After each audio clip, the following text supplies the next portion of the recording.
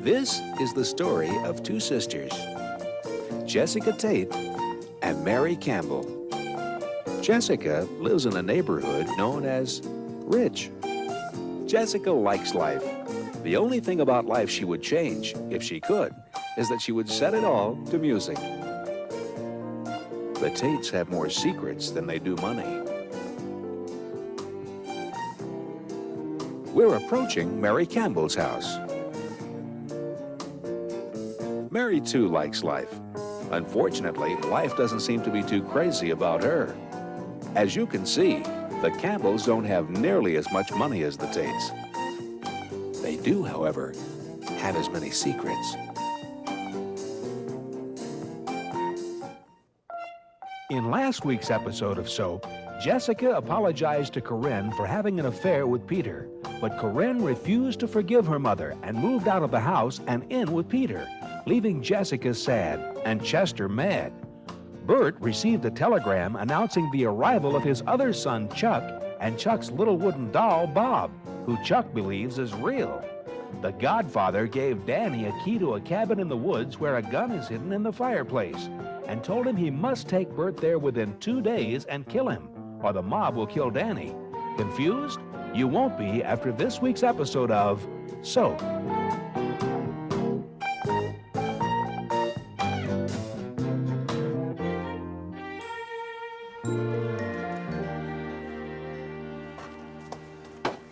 Well, he's your father, Jessica.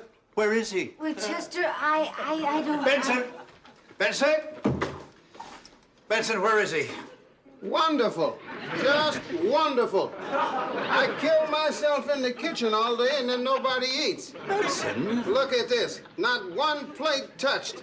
Well, let's not waste all this good food. Let's invite the Campbells over. They can throw it around. Benson, one of the reasons we're not eating is because we are all worried and upset about the Major's disappearance. And the Major would not have disappeared if you had been watching him. It ain't my job to watch him. The less I see of him, the better. Benson, when was the last time you saw him? I saw him this morning. He was running around in that camouflage outfit of his terrorizing the gardener. Then he left. Did he say where he was going, Benson? On patrol. Well, what does that mean? It means Grandpa's bonkers. It means, Jessica, that he's gotten himself into one hell of a fix again. That's what it means. It means, Jessica, that in the course of 24 hours, your daughter has left home and your father has disappeared. It means, Jessica, that perhaps you are letting this household get the better of you. Oh, it's not her fault. She's not responsible for these... Benson, you are sitting at the table. Good, Mr. Tate. And this is standing, and this is leaving. Jessica, do you remember the last time your father disappeared? Do you remember how he took the 812 commuter train into Manhattan and attacked the German consulate? It caused an international incident, Jessica. I had to apologize to 2 governments. And remember on December 7th when he captured the entire staff of Benihana's of Tokyo? Cost me a fortune to keep him out of the banana hats that time, Jessica. At ease, man. Daddy, there he is, Chester. Where the devil have you been? Easy, Colonel. I think your anger will be assuaged when you see what I have brought you. There he is, one of the Nazis' top spies. Oh, God, it's Mr. Kirby. Oh, dear. Are you crazy? This is Mr. Kirby, our neighbor. Don't let him fool you. He's a master of disguise. Kirby, I'm so sorry. Tate? How about a nice glass of iced tea, Mr. Kirby? I have had it, Tate. No, not a word. Don't say a word. There is nothing you can say to me, Tate. There is nothing you can say to a man who has spent an entire afternoon locked in the trunk of his car. Oh, what man was locked in the trunk of his car? It isn't enough that I occasionally get shot at. No, today I get into my car and halfway down the street a gun was placed at the back of my head. I hid in the back seat. Some cold lemonade. I was then I was then ordered to drive out to the city dump, where he proceeded to grill me for hours about troop movements on the Heifetz River. Yes. I showed him my license, my credit cards even, to prove I was an American. I kept yelling out of the trunk of the car, cornflakes, McDonald's, Reggie Jackson, toilet paper. I even sang the Star-Spangled Banner, but he wouldn't believe me. Of course I didn't believe you. He couldn't tell me who played third base for the Yankees in 1931. Tell him, Colonel. He doesn't know, you idiot. So that's it, Tate. I'm going on record right now. I swear if I ever catch that lunatic near me again, I'll have him put away. A diet soda! Will you try and understand? One more incident, and they are going to lock you up and put you away. Yes, Colonel. But once I'm on the inside, I'll find out all their secrets, tunnel out and lead our boys to safety. Good thinking, Colonel. It's thinking like that that's going to make you a general before this war is over.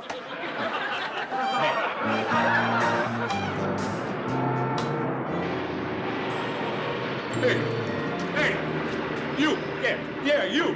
What is this, some national holiday I didn't hear about? I don't start paying you guys by the piece. Maybe I get a little action around here. Terrific. I asked the union for some high steel workers. They sent me steel workers who are high. For you hippies.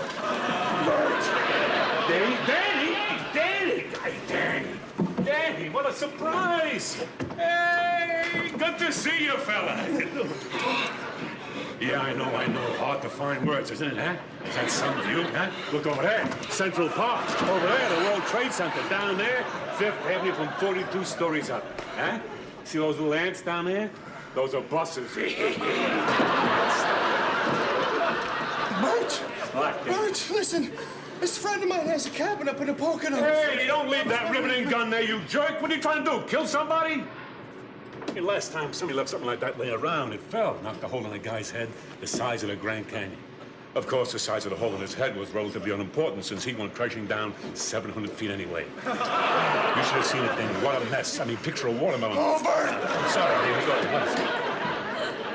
go. Bert, look. This friend of mine has a cabin up in the Poconos, and I was wondering, maybe you'd like to go up there fishing with me tomorrow, huh? Danny, you climbed all the way up here to ask me to go fishing with you? Oh, Danny, you make me so happy. Am I happy? Great. But I can't go. What? Hey, you with the ponytail, lunch is not an hour and a half, you creep. I mean, Chuck's coming tonight from Hawaii. I mean, can't we make it Saturday? No. It's got to be tomorrow. Well, Danny, I'm sorry, man. I don't know how we Look, can... Bert, tomorrow's the only day that my friend will be away. Danny, I don't know this. Hey, you Pocahontas over here. Put down the binoculars. This is for welding here, not peeping. Bert, listen. You and me are going fishing tomorrow together, huh? In the Poconos. You and me fishing together tomorrow. Got it? Oh, I'm being such an idiot. For the first time, my stepson asks me to do something with him, and here am I trying to find reasons why I can't. Hey, Danny, well, we're going fishing, and we're going tomorrow, huh? I mean, after all, I haven't seen Chuck in 15 years. If I don't see him for one day, it's not going to kill me, is it? Hey, are you crazy up here? Indie wrestling up here? Creeps.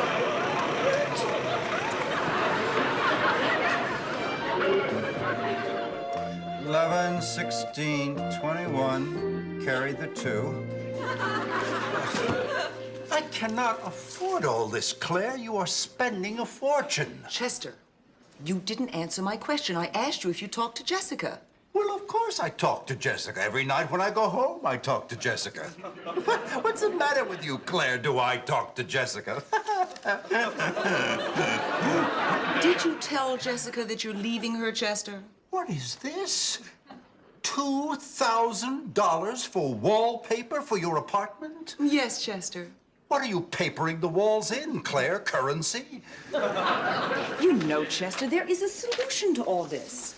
If you leave Jessica and move in with me, I'll be happier. And when I'm happier, I don't spend as much money. Well, I'm sorry, Claire. You'll just have to wait. Wait! That's right, wait. Remember 10 years ago, Chester? Remember when you said you couldn't leave because little Billy had a perception problem, and if you left then he might write backwards for the rest of his life? So I waited. And then that cleared up and Billy could read, but suddenly Eunice wouldn't get out of her bathrobe or leave her room, and you couldn't leave then. So I waited. And then, as soon as Eunice got dressed, Corinne stopped eating and had to be hospitalized, and you couldn't leave until she was keeping solids down. And so I waited. Well, now Billy reads, Eunice gets dressed, Corinne eats, and I'm still waiting. Well, that's it for waiting, Chester. You are going to leave Jessica now. You are going to go home and tell her that you're leaving, and if you don't, Chester, I will. Fine, go. I'll do it, Chester, I swear. Fine, fine. Do you need directions to the house? I know where you live, Chester. Good. Well, goodbye, Claire. Say hello to Jessica for me. Go to my house and tell Jessica. Never try to bluff a bluffer.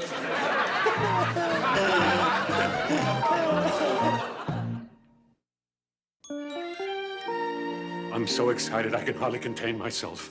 After 15 years, I'm going to be with my son. Another son. 2 sons in 2 weeks. That's a son a week. I don't know. Oh, Mary, I'm so excited. I haven't taken a good breath all day. It's just excitement because my son is coming, either that or a heart attack. Yes. Oh, and you guys are gonna love him. I can't wait, Bert. I mean, I've always wanted to meet a Hawaiian ventriloquist. Well, now you will. One of the best. He played all the big rooms on the island. That's it. Come on, up, please, here. Get off. There you go. Hello. We're here to start the show. I'm Chuck. I'm Don. Hello. Let's go. I'll sing and dance. He'll dance and sing. Wherever we go, whatever we do, we're gonna go through it together.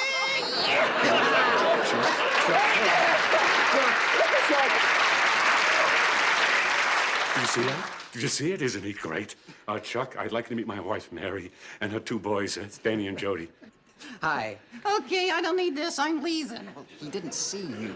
I love that. I didn't fly 6,000 miles to be stitched. Is that cute? I really don't need this aggravation from the lower middle class. Hey!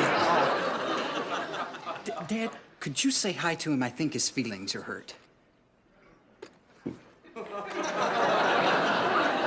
Sure. Hey, Bob, nice to see you again. Did you ever say anything like that? Now apologize. Apologize? Well, for ignoring him. Hey, I'm sorry. Hey, Bob, come on, Bob. I'm sorry for ignoring you like that. It's just that I was so happy to see Chuck here, you know? Would you like a drink? No, thanks. Okay, then I'll have one. Did anyone else notice I wasn't introduced to the rest of the family? What is it? My skin's different? I'm not good enough? Oh, of course you are. Hi, Bob. I'm Mary. Hi, Mary. And this is Danny. How are you? Hi, Dan. And that's Jody. Hello, Jody. Hi.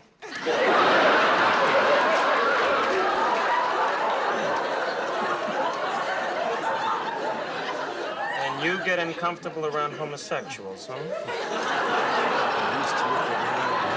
Have an hors d'oeuvre. I don't eat meat. Yeah, I love it here. You know, this is terrific. How do you make it work? Get away from me!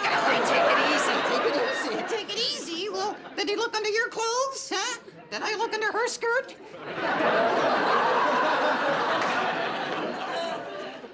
Bob's a little upset. He hates to travel. Trot dead. Got a little plane sick. What did he do, throw up sawdust? Oh, fine. Now the sissy's starting in. Hey, my brother is not a sissy. He's a... Bob, are you okay? Danny hurt me.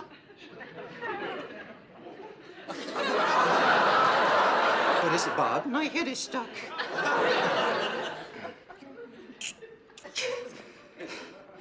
stuck. I know that! Help me! It's moving. Not that way! Hey, is he okay? He's fine. Knock on wood. Up your kazoo, butterfly! Hey, listen, would you like to freshen up a little bit before dinner? Yeah, I'd like that. Oh, well, good. You can just go right upstairs, and I'll bring up your stuff in a minute or so, huh? You can take a shower. All Bob needs is a little lemon pledge. I love Anita Bryant.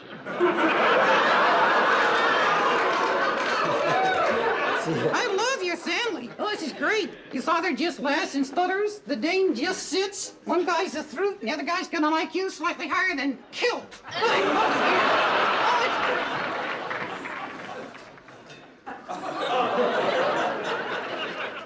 They had a long trip. I'm sure after they get washed up and rested, like Bob will be in a much better mood. Bert. He's a dummy.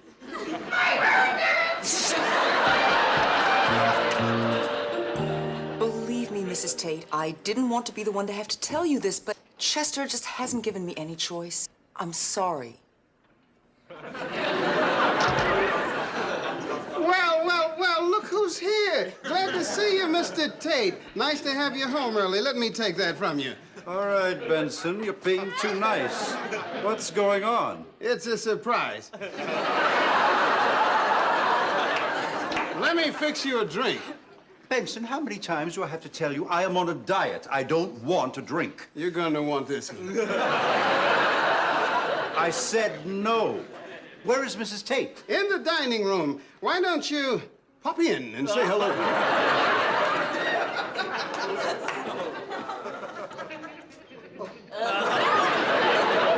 Hello, Chester. I was just leaving. Well, nice seeing you, Mrs. Tate. I'm sorry it couldn't have been under more pleasant circumstances.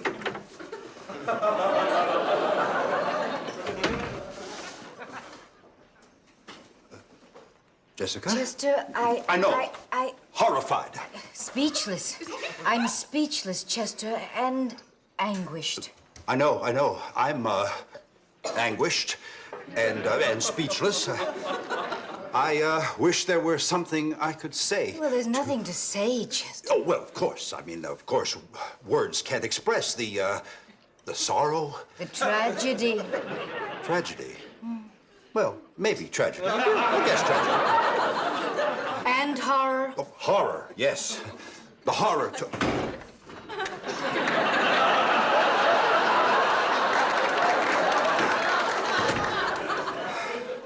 I'm sorry, Jess. From the bottom of my heart, I'm sorry you had to hear. Please don't apologize, Chester. Oh, well, I know it's just words. You must promise me one thing, Chester. I'll get rid of her, Jess. You must promise me not to fire her. Absolutely. What? Well, Chester, I mean, that girl is sick. She is so far gone already that something like that might just push her right over the edge.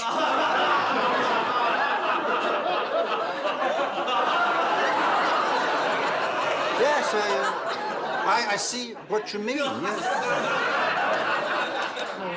Poor, sad girl. I mean, Chester, to be so much in love with you that she's convinced herself that you feel the same way.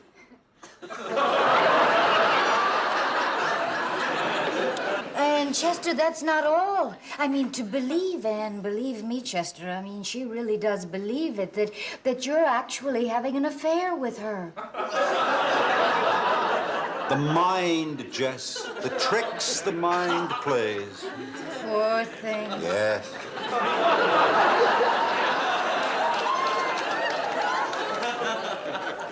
Well, Chester, you know, under the circumstances, I mean, it's not really her fault. I mean, what woman in the world wouldn't fall in love with you, Chester? Oh, I don't know.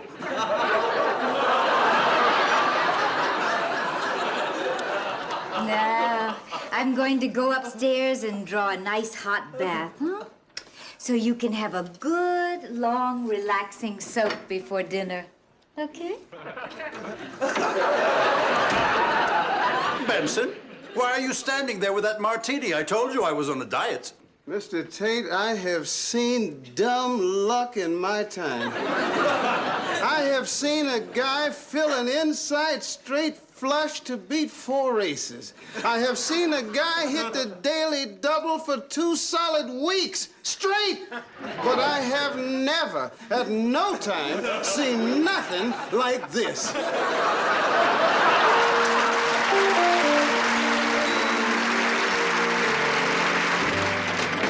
Danny, you should have seen the look on your face. Yeah, well, I thought it was a snake. A snake with leaves? Hey, Danny, I'm so happy. Yeah, me too. I mean, to have a real buddy. I mean, you know, I've always been kind of alone. I don't have a lot of friends, so to have a buddy who lives in the same house, and now Peter's here, and Chuck and Bob are here. Well, I guess it's not fair to count Bob, being that he's one of those. No, Danny, what are you doing? Don't clean. I got to. This place is a mess. Yeah, leave it. Your mother's not here. We can feel free to be slobs. Oh, your mother. Oh, is she happy? Did you see her face when we left this morning? She was there with those great, big, glistening eyes and that little smile of hers.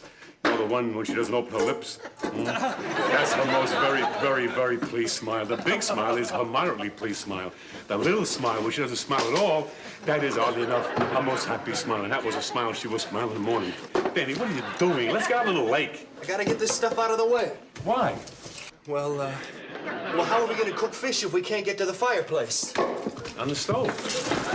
Bert, fish you buy in the store, you cook on the stove. Fish you catch, cook in the fireplace. There's nothing here. Yeah, well, I mean ashes, but Danny, that's normal for a fireplace. Funny guy. Come on, Dan, let's get out on the lake, see how they're hitting.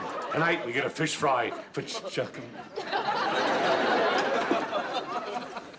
Danny? Danny, where are you, Danny? I'm up here. Danny, what are you doing up the chimney? Cleaning out the flue. Cleaning out the flue. Funny guy. Walks into a cabin, goes right up the chimney, cleans out a flue. There could be a safety precaution. No. Hey, don't touch that! What is it? Nothing. Just leave it alone. Why, it just fell down the chimney. I know it fell. Yeah, what's in it? Nothing. I need it, though. Give it to me, Bert. I found it. All right. Looks at this place, it's probably garbage. It's funny, you think you know somebody. At home, your room's a mess. You throw food all over the kitchen. We go away for a weekend. You turn out to be Louis Pasteur. Hey, Benny, you're full of surprises. Danny, that's a gun. Put it down. It's dangerous. Danny, what are you doing? You're pointing a gun at me. I'm gonna kill you, Bert.